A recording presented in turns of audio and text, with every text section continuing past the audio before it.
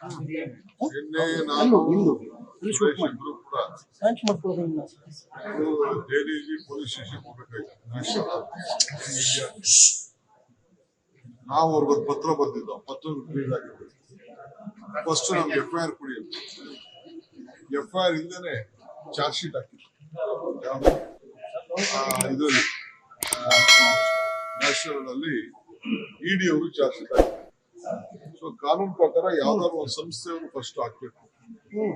ಏನು ಸೋನಿಯಾ ಗಾಂಧಿ ಮತ್ತೆ ರಾಹುಲ್ ಗಾಂಧಿ ಅವ್ರ ಅದು ಕಾಂಗ್ರೆಸ್ ಪಕ್ಷದ ಆಸ್ತಿನ ಮುಟ್ಗೋಲ್ ಮಾಡ್ಕೊಂಡು ಕೊಡಬಾರ್ದು ಕಿರ್ಕೊಳ ಸುಬ್ರಹ್ಮಣ್ಯ ಸ್ವಾಮಿ ಕೈಲಿ ಕಂಪ್ಲೇಂಟ್ ತೆಗೆದುಕೊಂಡು ಅವ್ರನ್ನ ಸೋನಿಯಾ ಗಾಂಧಿ ರಾಹುಲ್ ಗಾಂಧಿ ಅವ್ರನ್ನ ಬಿಟ್ಕೊಡೋಣ ಯಂಗ್ ಇಂಡಿಯಾ ಸಂಸ್ಥೆ, ಆಮೇಲೆ ನಾವೆಲ್ಲ ಪಕ್ಷದ ಕಾರ್ಯಕರ್ತರು ನಾವು ಏನು ನಮ್ಮ ಪಕ್ಷಕ್ಕೆ ಸಹಾಯ ಮಾಡ್ಬೇಕು ಅಂತ ಹೇಳಿ ನಾವು ಒಂದಷ್ಟು ದುಡ್ಡು ಕೊಟ್ಟು ನಮ್ಮ ಸಂಸ್ಥೆಗೆ. ಸೊ ನಮ್ಗೆಲ್ಲ ಬೇಕಾದಷ್ಟು ಹಿಂಸೆ ಕೊಡ್ತಾ ಇದ್ರು, ಕರೆದು ಎಲ್ಲ ಮಾಡಿ ಇಡೀ ಎಲ್ಲ ಸುಮಾರು ಸತಿ ಹೋಗಿದ್ದು. ಈಗ ಮುಂದುವರೆ ಬರ್ತೀನಿ, ನಂಗೆ ಡಾಕ್ಯುಮೆಂಟ್ ಕೊಡಿ ಅಂತ ಕೇಳಿದ್ದು. ಇವತ್ತು ನ್ಯಾಯಾಲಯ ನೀವು ಮಾಡಿರೋಂತ ಕೇಸು ಸರಿ ಇಲ್ಲ ಅಂತೇಳಿ ಇವತ್ತು ವಜಾ ಮಾಡಿದೆ. ಇದು ದೇಶದಲ್ಲಿ ಇನ್ನ ನ್ಯಾಯಾಲಯ ಬದುಕಿದೆ ಅನ್ನೋದಕ್ಕೆ ಇದು ದೊಡ್ಡ ಸಾಕ್ಷಿ. ಸೊ ಯಾವ ರೀತಿ ಕಿರುಕುಳವನ್ನ ಕೊಟ್ಟು ಅಧಿಕಾರನ ದುರುಪಯೋಗ ಮಾಡ್ಕೊಳ್ತಾ ಇದ್ದಾರೆ ಅದಕ್ಕೆ ಇವೆಲ್ಲ ಕೂಡ ಸಾಕ್ಷಿ ಆಗಿದೆ. ಸೊ ಅದಕ್ಕೆ ಇಲ್ಲಿ ಇವತ್ತು ನೋಡಿ, ನಾವು ಇಲ್ಲಿ 100 ವರ್ಷ ಮಹಾತ್ಮ ಗಾಂಧೀಜಿಯವರು ಇಲ್ಲಿಗೆ ಬಂದು 100 ವರ್ಷ ಆಗಿದೆ ಈ ಅಧಿಕಾರ ತೆಗೆದುಕೊಂಡು ದೇಶದ ಸ್ವಾತಂತ್ರ್ಯಕ್ಕೆ.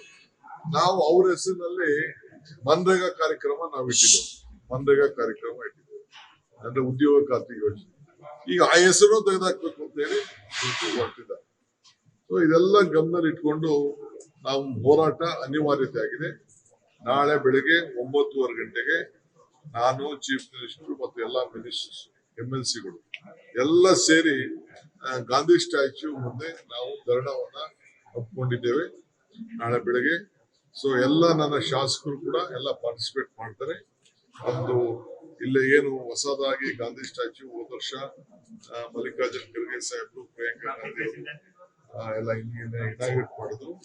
ಆ ಸ್ಟ್ಯಾಚ್ಯೂ ಮುಂದೆ ಮೊದಲನೇ ಧರಣಿ ಕಾರ್ಯಕ್ರಮ ಹೋರಾಟ ಮಾಡ್ತಾ ಇದ್ದೀವಿ. ಮತ್ತು ಬೆಂಗಳೂರಿನ ಎಲ್ಲ ಕಡೆ ಕೂಡ ಈ ಪ್ರತಿಭಟನೆ ನಡೀತದೆ. ಮತ್ತೆ ಶನಿವಾರ ಒಂದು ಹೊಸ ಕಾರ್ಯಕ್ರಮ ರೂಪಿಸ್ತೇನೆ, ಅದನ್ನ ನಾನು ಆಮೇಲೆ ತಿಳಿಸ್ತೀನಿ ಬೆಂಗಳೂರಲ್ಲಿ ಏನ್ ಮಾಡ್ತೀವಿ ಅಂತ. ಒಂದ್ ನಿಮಿಷ ಇರ್ರಿ, ಅರ್ಜೆಂಟ್ ಇದ್ರೆ ನೀವು ಬೇರೆ ಕೆಲಸ ನೋಡಿ. ನೀವು ಈಗ ನಾವು ಈ ಕಾರ್ಯಕ್ರಮ ನಾಳೆ ಬೆಳಗ್ಗೆ 9:30 ಗಂಟೆಗೆ ಧರಣಿ ಕಾರ್ಯಕ್ರಮ ಇದೆ. ಅದಾದ್ಮೇಲೆ ಅಸೆಂಬ್ಲಿಲಿ ನಮ್ದು ಕೆಲವು ಇದ್ರ ಬಗ್ಗೆ ಚರ್ಚೆ ಕೂಡ ಅವಶ್ಯಕತೆ ಇದೆ.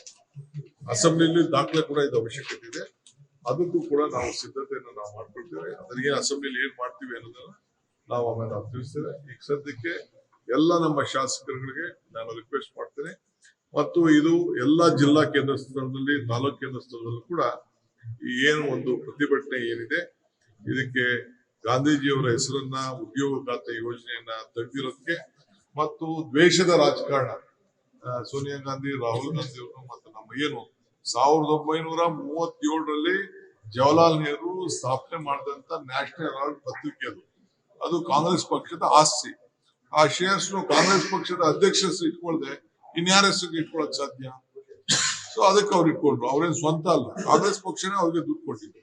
ಈಗ ನಾವು ಕಾರ್ಯಕರ್ತರು ದುಡ್ಡುಗಳು ಕೊಡದೆ, ಕಾಂಗ್ರೆಸ್ ಅಭಿಮಾನಿಗಳು ದುಡ್ಡು ಕೊಡದೆ ಇನ್ಯಾರಿಗೆ ಅಂತ ನಾವು ದುಡ್ಡು ಇಸ್ಕೊಂಡು ಇದಕ್ಕೆ ಮಾಡೋಣ. ಸೊ ಇದು ಇವತ್ತು ಕೇಸು ವಜಾ ಆಗಿರೋದು ನಿಜವಾಗ್ಲೂ ಬಹಳ ಈ ದೇಶದಲ್ಲಿ ಇನ್ಯಾ ನ್ಯಾಯಾಲಯ ಬದುಕಿದೆ ಅನ್ನೋದಕ್ಕೆ, ನ್ಯಾಯಾಂಗದ ವ್ಯವಸ್ಥೆ ಬದುಕಿದೆ ಅನ್ನೋದಕ್ಕೆ ಇದೊಂದು ದೊಡ್ಡ ಸಾಕ್ಷಿ ಆಗಿದೆ. ಇಲ್ಲಿಂದನೇ ಆ ನ್ಯಾಯಾಲಯ ಕೊಟ್ಟಂತ ಪೀಠಕ್ಕೆ ನಮನವನ್ನ ಅಭಿನಂದನೆಯನ್ನ ನಾನು ಅರ್ಪಿಸಲಿಕ್ಕೆ ಬಯಸ್ತೇನೆ. ಮತ್ತು ನಮ್ಮ ಹೋರಾಟ ಈ ದೇಶದ ಜನಕ್ಕೆ ಸಂದೇಶ ಕಳಿಸ್ಬೇಕು, ಮುಂದುವರಿಯುತ್ತದೆ.